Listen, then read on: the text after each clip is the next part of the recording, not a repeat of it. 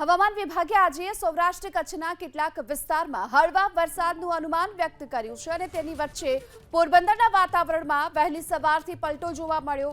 વર્ષ 2025ના અંતિમ દિવસે એટલે કે 31 ડિસેમ્બરના પોરબંદરના કેટલાક વિસ્તારમાં વરસાદી ઝાપટા વરસ્યા। શહેરના સુદામા ચોક, ફુવારા, કમળાબાગ અને છાયા વિસ્તારમાં વરસાદી ઝાપટા વરસ્યા। જો કે આ વરસાદી ઝાપટાના કારણે મુખ્ય માર્ગો ભીંજાયા। આજે વહેલી સવારે વરસાદી ઝાપટાથી ખેડૂતો ચિંતાતુર જોવા મળી રહ્યા છે। તો આ તરફ બનાસકાંઠાના વાતાવરણમાં પણ પલટો જોવા મળ્યો।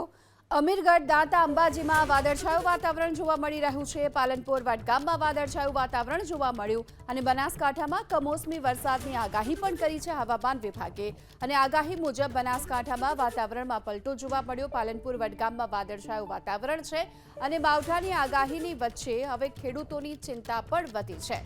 તો કમોસમી વરસાદની આગાહી બનાસકાંઠા જિલ્લા માટે હવામાન વિભાગે કરી છે અને એવામાં અમીરગઢ, દાંતા, અંબાજી, પાલનપુર, વડગામમાં વાદળછાયું વાતાવરણ પણ જોવા મળી રહ્યું છે, જેને ખેડૂતોની ચિંતામાં વધારો કર્યો છે। તો અમીરગઢ, દાંતા, અંબાજી સહિતના પંથકોમાં આજે વહેલી સવારથી જ વાદળછાયું વાતાવરણ જોવા મળી રહ્યું છે। વેસ્ટર્ન ડિસ્ટર્બન્સની અસરના કારણે આજના દિવસે કમોસમી વરસાદ વરસી શકે છે આગાહી હવામાન વિભાગે વ્યક્ત કરી। તેની વચ્ચે હવે બનાસકાંઠા જિલ્લાના આ દ્રશ્યો જોઈ લો, જ્યાં વાદળછાયું વાતાવરણ જોવા મળી રહ્યું છે। સમગ્ર જિલ્લાભરની આ સ્થિતિ છે અને માવઠાની આગાહીને જોતા હવે ખેડૂતોની ચિંતા પણ વધી છે।